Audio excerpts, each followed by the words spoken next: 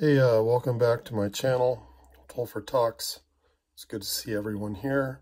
36 subs, man. Things are picking up. It's happening.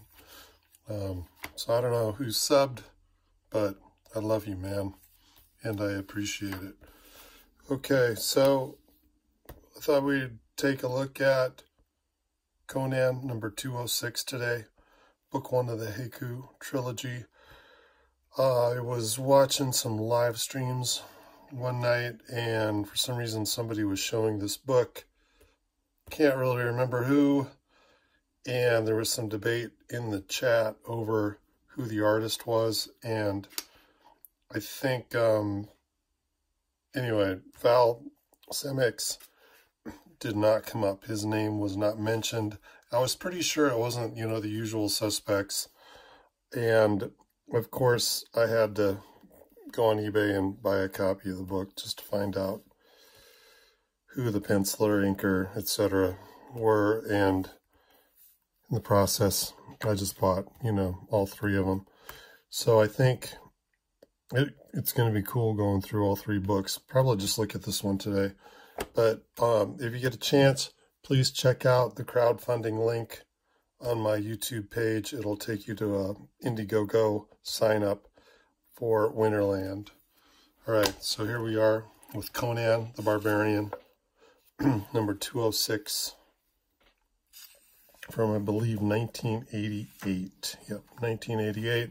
And I enjoyed reading this. It was fun. The artwork is great. I like the way it's set up. We've got book 1. So it's a splash page of sorts, but with the border and everything, it kind of feels like you're in volume 1, or, you're actually reading part 1 of a story. It's not just issue 206 of Conan, but it's book 1 of the Heku. Sands upon the earth. And so, yeah, then we open up and, man, really nice splash page. I like the 3 panels within the larger image. I'm pretty impressed with the crowd scene. This is something I'm always amazed at. I'm probably going to have to draw a crowd scene in my book soon, and so I've been really paying attention. And for my money, this is a good one. I like, there's a lot of openness. It looks like it's just one of those epic panoramic kind of views that really gives you an idea or the vastness of Heku's army. This is Heku, also known as the Great Devil.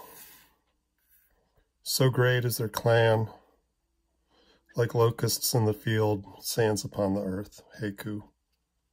Yeah, the writing's actually pretty good too, which I'm not surprised because, I think I've mentioned it before on one of my streams. If you get a chance to pick up a Conan book in the dollar bin or something, probably won't be too disappointed, or probably won't be disappointed at all. Typically, they're pretty good.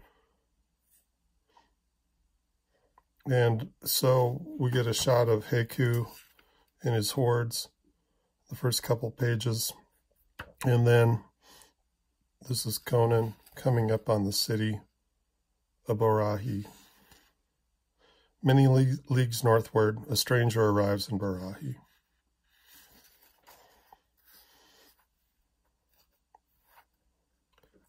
And we get a scene from Barahi.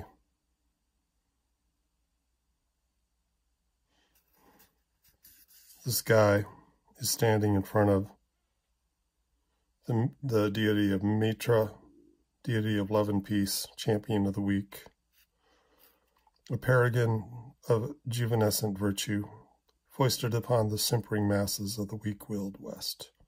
How sickening.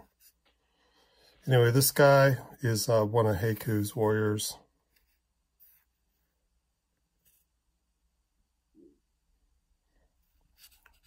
And so we see him take off his helmet.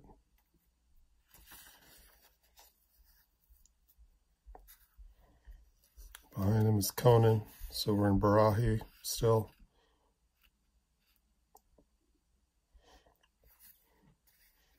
Conan wants to know what he's doing in his town.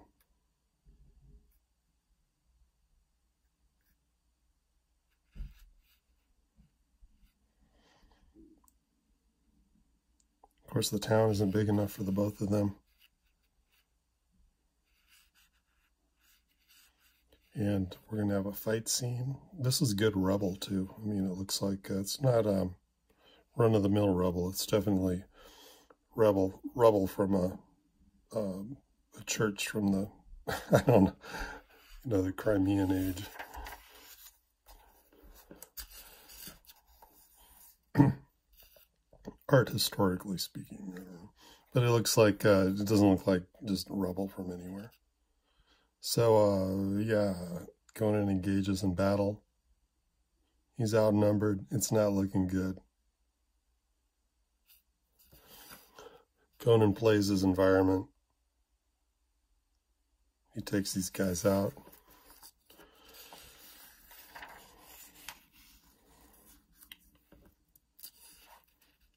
Boom.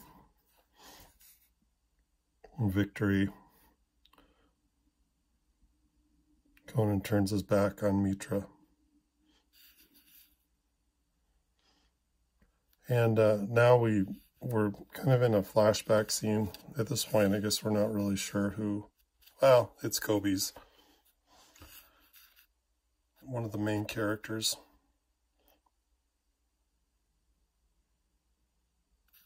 And so we kind of get Kobe's story here. You are a prince of Katai, heir to the throne of your father, bloodline of the Heku clan. You will lead your people someday, Kobe.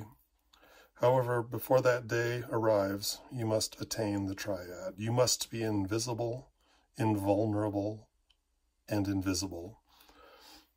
The way to the triad is not within your scrolls, nor is it in the warrior's way.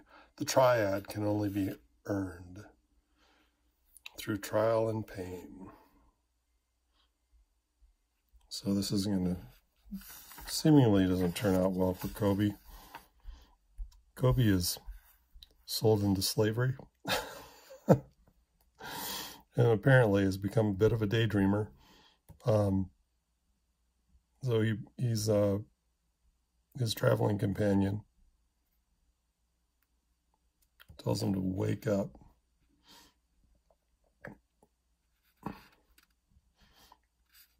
They're in the ruins of El Shamadak.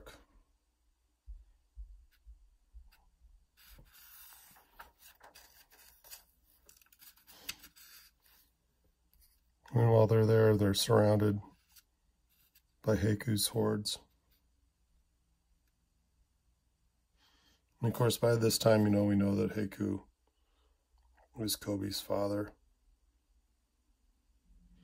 So they hide. Do not move, do not look. To escape death, we must both become invisible.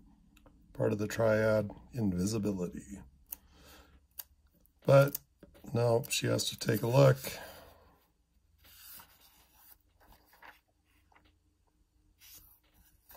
Calls out for help. And, of course, Kobe answers because he is a hero.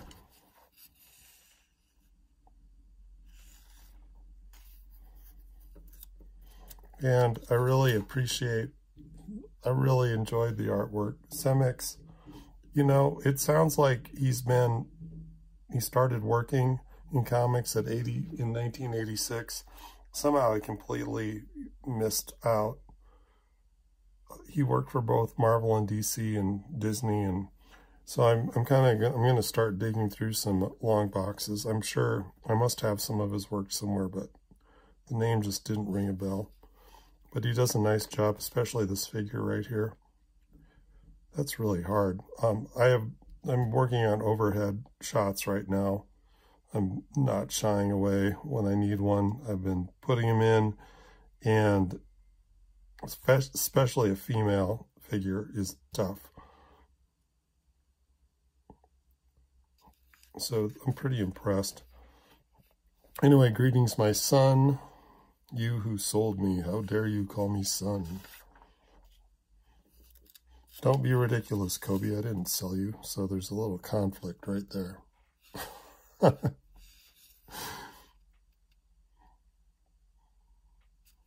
And, of course, they have to fight it out.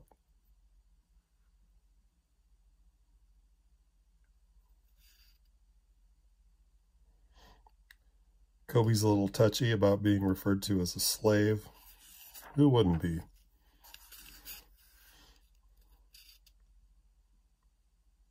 And a really nice battle scene. Apparently Kobe's old man still has it. He's still got it.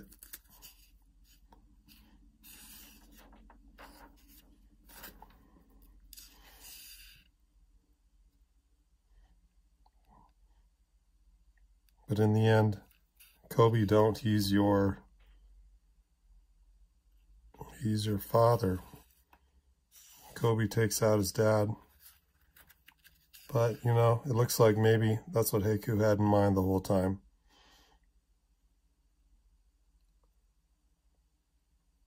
Kobe's time of wandering in the desert is over.